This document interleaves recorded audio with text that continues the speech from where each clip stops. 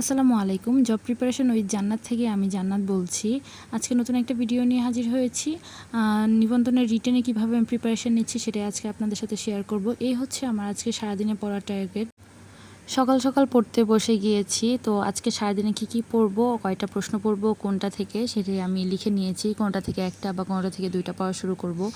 তো আমি দিগদর্শন গাইডটা ফলো করছি নতুন সিলেবাস অনুযায়ী। এই যে আমি পড়তে বসেছি আর এই যে পাশে আমার বাচ্চা শুয়ে আছে। ওরা কিন্তু বেশ ডিস্টার্ব করে আমাকে পড়তে বসতে গেলে। এই যে দেখেন ওরা কি করছে। আমি যদি চাই যে এখন একটু পড়বো, ওদের পাশে বই খাতা নিয়ে যদি বসি তাহলে আমার আগে ওরা নিজেরাই পড়াশোনা শুরু করে দেয়। এই হচ্ছে অবস্থা। ওরা কেন বললাম সেটা আমি আরেকটু পরে আপনারা দেখতে পারবেন। এখানে তো একজনকে দেখতে পাচ্ছেন। এই যে দেখেন আমি যদি কলম দেই, কলম দিয়ে যাবে খাতায় লেখার জন্য। এখনও কিন্তু ওরা খুবই ছোট, কিছুই বোঝে না। তারপরে এই যে বই খাতা নিলে ওরা নিজেরা দেখে এগুলো নেওয়ার চেষ্টা শুরু করে দেয়।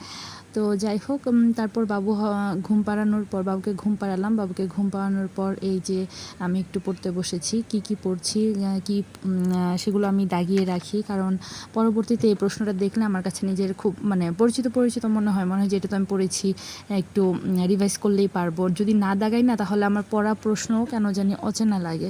তো কেন বলছিলাম যে ওরা এই যে আরেকজন চলে এসেছে। আলহামদুলিল্লাহ আমার টুইন বেবি, একটা ছেলে একটি মেয়ে। ওদের জন্য দোয়া করবেন আপনারা। তো একজনকে ঘুম পাড়িয়েছি, তাতে কি হয়েছে, একটু পরে একটু পড়াশোনা করার পরই আরেকজন চলে এসেছে। এই হচ্ছে অবস্থা। এই যে উনি তো আরও বেশি এক্সপার্ট। এখানে আমি অনেকটা ভিডিও টেনে দিয়েছি আপনাদের। আমি জানি আপনাদের নিশ্চয়ই এগুলো দেখার সময় নেই। তারপর আমি যেহেতু আমার পড়ার সারাদিনের রুটিনটা শেয়ার করব, এর ফাঁকে কী করছি সেটাও টুকটাক শেয়ার করব। এই যে তারপর বাবুর ক্ষুধা লেগেছিলো, বাবুকে খাওয়ালাম। ওকে খাওয়ানোর পর ওকে খেলনা দিয়ে ব্যস্ত রেখেছি। তারপরে এই যে আমি দুইটা সাবজেক্ট থেকে প্রশ্ন কমপ্লিট করলাম। বাংলাদেশের অভ্যুদয় ও সংবিধান আর হচ্ছে রাষ্ট্রবিজ্ঞান, এই দুটো থেকে। আর তারপর সমাজবিজ্ঞান নিয়েছিলাম। এই প্রশ্নটা আমি পুরোপুরি পড়তে পারিনি। তো তারপর এই তো সারাদিন আর একটু পড়াশোনা করলাম। করার পর এখন রাতের বেলা ছেলে বায়না করছে ও একটু বাইরে যাবে। তো বাইরে তো বের হওয়া সম্ভব না রাতে।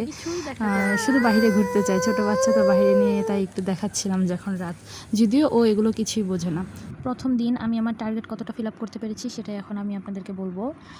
আমি রাষ্ট্রবিজ্ঞানের জন্য একটি প্রশ্ন নিয়েছিলাম, আমি একটি কমপ্লিট করতে পেরেছি। অর্থাৎ আমাদের তো 10টি ইউনিট থেকে আমি প্রতিদিন একটা করে প্রশ্ন শেষ করব ভেবেছি, যেহেতু 1.5 মাস সময় আছে।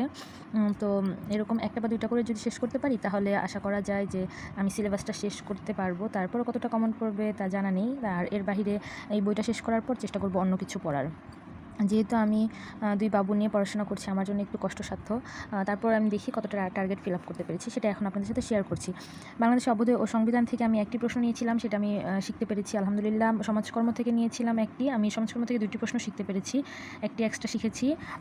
আর সমাজবিজ্ঞান থেকে আমি একটা নিয়েছিলাম, 2টা শিখেছি। আর সমাজকর্ম থেকে একটা নিয়েছি, একটা শিখেছি। প্রথমে শিখতে পারিনি, তারপর আবার ভাবলাম একটু পড়ে নিই, তো কষ্ট করে পরে আবার এটা শেষ করে ফেলেছি। আর অর্থনীতি যেহেতু আমার সাবজেক্ট, এখান থেকে আমি 2টি টার্গেট নিয়েছিলাম, কিন্তু আমি 5টি পড়তে পেরেছি।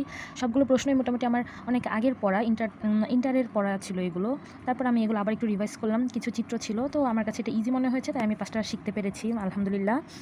আর বাংলাদেশের অর্থনৈতিক উন্নয়ন থেকে 2টি প্রশ্ন শিখতে পেরেছি, এটাও টার্গেট পূরণ করতে পেরেছি। সাধারণ ইতিহাস থেকে আমি একটা প্রশ্ন নিয়েছিলাম, কিন্তু এটা আমি শিখতে পারিনি, এটা আমার টার্গেট পূরণ হয়নি। আর ইসলামের ইতিহাস ও সংস্কৃতি থেকে একটি বা 2টি নিয়েছিলাম, একটি বা 2টি শেষ করব প্রতিদিন, তো সেখানে আমি 2টি প্রশ্ন শেষ করতে পেরেছি। আর প্রাকৃতিক ভূগোল থেকে 2টি নিয়েছিলাম, শিখতে পারিনি, এটাও টার্গেট পূরণ করতে পারিনি। সাধারণ ইতিহাস ও প্রাকৃতিক ভূগোল, এখান থেকে আমি মোট 3টা প্রশ্ন নিয়েছিলাম, সেটা আমি শিখতে পারিনি। আর বাংলাদেশের প্রকৃতি এবং অর্থনৈতিক ভূগোল থেকে একটি নিয়েছিলাম, আমি 2টাও শিখতে পেরেছি। তো এই ছিল আমার প্রথম দিনের পড়া। আমার গ্যাপ রয়ে গেল হচ্ছে সাধারণ ইতিহাসে আর প্রাকৃতিক ভূগোলে। আমি সাধারণ ইতিহাস থেকে একটি নিয়েছিলাম, প্রাকৃতিক ভূগোল থেকে নিয়েছিলাম 2টি। এই 3টা প্রশ্ন আমাকে এক্সট্রা পড়তে হবে, অর্থাৎ পরবর্তী দিনের প্রশ্নের সাথে এটাকে অ্যাড করে পড়তে হবে। প্রতিদিন যে এভাবে সবগুলো বিষয় পড়তে পারবো তা কিন্তু না। কোনো দিন যেটা ভালো লাগবে সেটা একটু বেশি পড়বো, অন্য দিন একটু কম পড়বো। যেমন এখানে আমি এক্সট্রা প্রশ্নও কিছু পড়তে পেরেছি, যদিও 3টা পড়তে পারিনি, কিন্তু এখানে 5টি, এখানে 2টি, এখানে 2টি প্রশ্ন পড়তে পেরেছি।